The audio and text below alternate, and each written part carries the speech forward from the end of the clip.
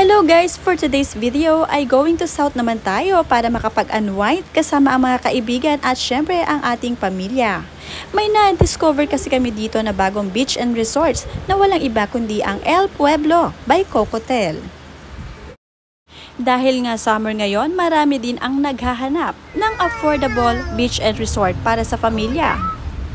Itong Cocotel na to by El Pueblo ay hindi lamang kayo marerelax dahil pati ang inyong bulsa ay marerelax din dahil hindi ito kamahalan at talaga namang abot kaya ang inyong hotel room. Beachfront nga rin pala itong place na ito kaya naman habang kayo ay nagsuswimming sa swimming pool ay tanaw na ninyo ang beach at pwede rin kayong mag-relax. Dahil nga kadarating lang din namin ay andito muna kami sa gazebo kung saan nagtatakbuhan ng mga bata at syempre ako naman ay nagpapahinga habang hinihintay ang 2 PM para sa aming check-in. Dahil nga nanggaling pa kami sa Bulacan ay talaga namang nagbilihan kami ng chicharon at ito ay aming binaon. Kaya naman ito ang aking kinakain ngayon habang hinihintay ang aming check-in. Isa nga pala ito sa hindi matao o crowded na beach and resort dito sa Lian, Batangas dahil ito ay bago pa lamang at kakaunti pa lang ang dumadayo kaya naman napakalinis ng facilities. Hindi ko pala na-i-video ang mga hotel room kaya naman ito ang kabuuan ng resort. Pagdating nga namin sa beach and resort na ito ay agad na nag-swimming ang aking mga anak at talaga namang kitang-kita na sila ay enjoy dahil perfect din ito sa mga kids at meron talagang pangbatang swimming pool.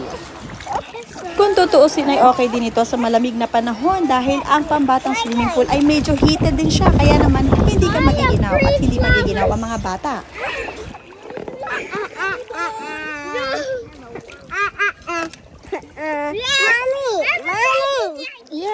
At dahil nga nag-swimming ang mga bata ay for the swimming na rin si Mami dahil ako lagi ang tagabantay tuwing magsiswimming kami.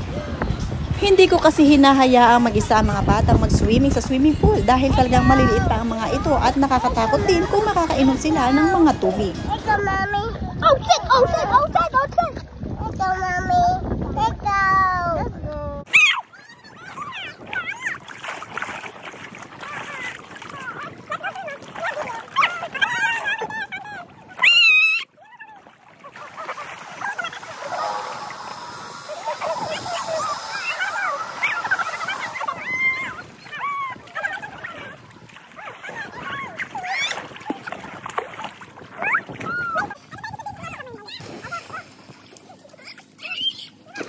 Misin. Sim. Kuya, baka mahulog ka na, ha? Kuya, baka mahulog ka!